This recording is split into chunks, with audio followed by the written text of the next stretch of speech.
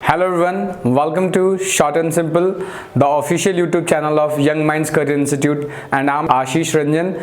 In this lecture, we would start a very important topic of class 11th physics, that is adiabatic process. So, adiabatic process, first let me tell you what the adiabatic process actually is. So adiabatic process basically means the process in which there is no exchange of heat between your system and surrounding. As you might have already aware what the system is and what the surrounding is. So in adiabatic process, what actually happens, there is no net heat transfer, means there is no heat transfer. So let me write it first. No heat transfer between system and surrounding. So in adiabatic process there is no heat transfer between system and surrounding, which means delta Q would be 0 for adiabatic process. So as you have already aware about the first law of thermodynamics, that is delta Q is equals to delta U plus delta W. So in this first law of thermodynamics, if it is an adiabatic process, means delta Q would be 0. So if delta Q would be 0, what we'll get? We'll get simply delta U is equals to delta W. So in this particular adiabatic process, the internal energy of the system would be equal to the work done of that particular system. So the total heat transfer in this adiabatic process is totally 0. So now we are concerned how we are just finding the value of work done in adiabatic process. So you can simply use first law of thermodynamics to find out the work done required in adiabatic process, but I'm just showing you the simple way to calculate, to drive the equation of adiabatic process. So let me first erase all this, then we'll continue with the derivation. We are just moving forward toward the derivation. So how you will drive the equation of work done in adiabatic process? So as you know, if there is a small change in volume, so if there is a small change, so we will denoting the small change by dV. So if the volume has changed very minimally, so the work done would be dW. So as you know, dW would be equal to P dV.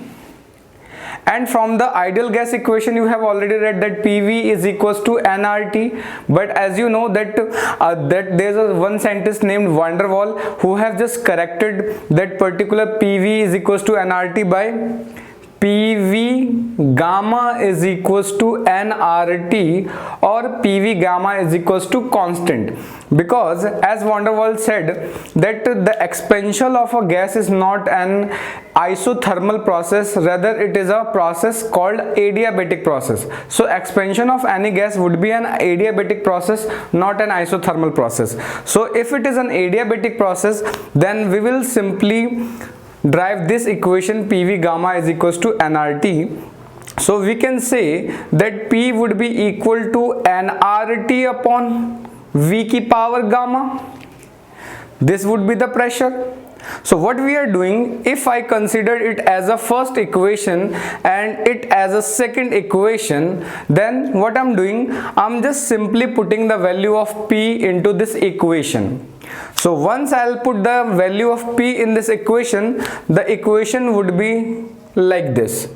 So I'm just putting the value of P here. So the equation would look like this: nRT upon V gamma into dV.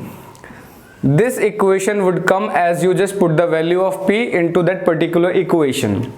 Now what I'm doing, I'm just simply integrating this value. So once I integrate this value, what I'll get? So I'm just simply integrating. So this is the sign of integration. So dW would be is equals to nRT upon P gamma into dV. So here I'm just taking the limits from 0 to W, because if the gas is doing no work, then the work would be 0, and if it does some work, then the value would be W. Same as if when the work done is 0, then the volume must be equal to V1, and it will jump up to V2. So this is our limit from V1 to V2, and here the limit would be 0 to W. So very simple. I just simply tell you method of integration, because might of you may be a bio students. So for a bio students, it's very hard to integrate. So I'm just telling you a very simple trick, that once you will find that there is a sign of integration and there is written as D, so integration sign will dissolve this D and you will simply get value D. So once you find that integration is written and D is written, so what you are going to do, you just simply eliminate the integration sign and D sign. So you will get simply W and the limit here, this limit. And what would happen here, this is nRT. nRT is a universal constant. These are the constant value for a particular gas. N would be constant, R is already universal gas constant, so it would be constant. Temperature for a particular time, it will also constant. So these are the constant terms. So what we are doing, we are just simply moving out these values. So nRT would be not integrated, it will just come out, and we'll get 1 upon V to the power gamma into dV. Now there's a formula to integrate. So let me first write this value. How would you solve this limit? So there is a simple formula. You just need to first write the upper limit, then you just simply minus the lower limit. So how will you write upper limit? This W would be replaced by this value for the upper limit. So here is W also, here is W also, so you will get no difference. So W minus lower limit. Now you just need to replace this W by this 0. So W minus 0, and here nRT would be written as outside. And what you are doing, you are just simply, if you'll move upwards, you just simply move this power upwards, so you will get V to the power minus gamma into dV. Now there is a formula to integrate. If x to the power n dot dx, if we are integrating the power of x to the power n dot dx, you would simply get x n plus 1 divided by n plus 1, where n is the power of that particular value. So here the power is gamma, so we can compare gamma as a n. So if we integrate this value, we'll simply get W is equals to nRT. Here you will get, if I'm just integrating, here you will get V n plus 1, means minus gamma plus 1 divided by n plus 1, means minus gamma plus 1. This is your integration, and here is the limit, that is V2 upon V1. So once you will integrate, you will get this value. Now we will solve this value here. So let me write this value here. So what you have get here, W is equals to, that is nRT.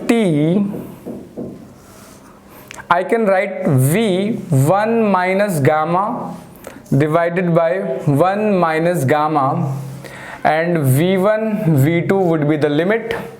Now what you are going to do, just replace this value by this, and then for lower limit replace this value by this. So you will get, here this value is constant, so you will simply remove this from bracket. So you will get nRT 1 minus gamma. Now you are just putting the limits. So first it would be V2 1 minus gamma minus V1 1 minus gamma. So this is the work done. So this equation belongs to the work done in adiabatic process. So this is the calculation that we have did. So this calculation, this work done, the equation of the work done that you have get here is the value of work done in adiabatic process. So I hope you have understood the whole process that we have just reached from here to here. So hope you will love this video, and in second part we'll solve how to just calculate the value of work done in this process, because here the main problem of a student arises because of this gamma. So in next video we'll try to solve with some tricks how you just solve the whole value with some tricks, and how you simply calculate the values. So hope you will love this video. See you in the next video. Thank you.